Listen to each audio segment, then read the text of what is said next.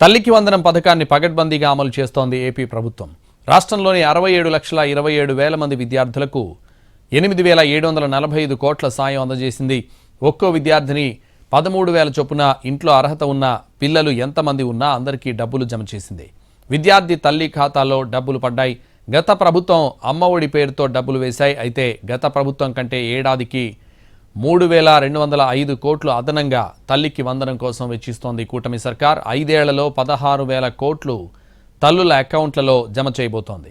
తల్లికి వందనం డబ్బులు అకౌంట్లలో జమ కావడంతో విత్డ్రా చేసుకునేందుకు బ్యాంకులకు క్యూ కట్టారు జనం. దీంతో ఏ బ్యాంకు చూసినా రద్దీగానే కనిపిస్తోంది. డబ్బులు డ్రా చేసుకునేందుకు వెళుతున్న వారితో కిక్కిరిసిపోయాయి బ్యాంకులు. కాలు పెట్టేందుకు కూడా స్థలం లేకపోవడం చూసి కొంతమంది వెనుదిరిగి వెళ్లిపోతున్నారు.